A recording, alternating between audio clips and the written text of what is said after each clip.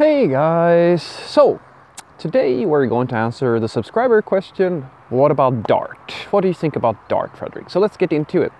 So, for those of you who may not know this, Dart is a programming language. And it's okay if you haven't heard about it because it's not that common that people use Dart. But basically it was a programming language developed by Google. And it's actually been around for quite a while.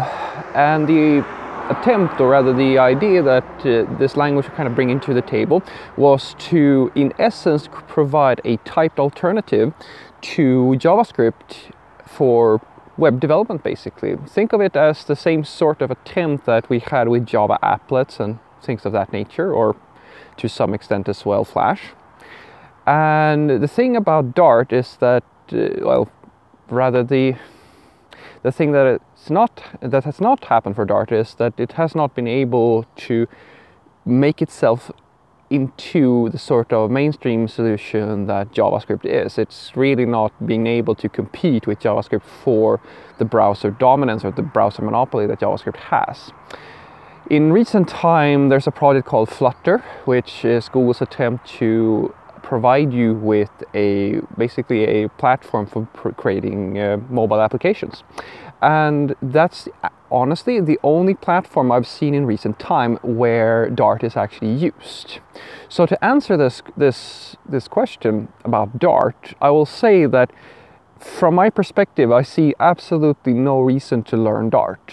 There is virtually no demand in the industry whatsoever. I don't even think I've ever talked to anyone who uses Dart on a fairly regular basis. There might be some companies out there, but they would be, I think, in quite a minority.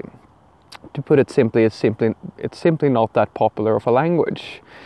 And it kind of comes with this idea that I've been saying a few times, guys. It's so far nobody has been able to create a solution to the browser problem, if you will, that fits the world better than JavaScript.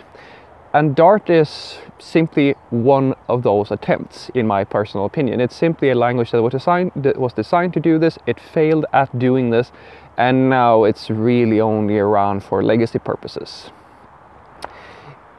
In contrast to that, you could say that TypeScript is such an attempt, but TypeScript has, well, it's not just TypeScript. Flow and a few other solutions also have this approach to solving the JavaScript problem by adding typing on top of JavaScript.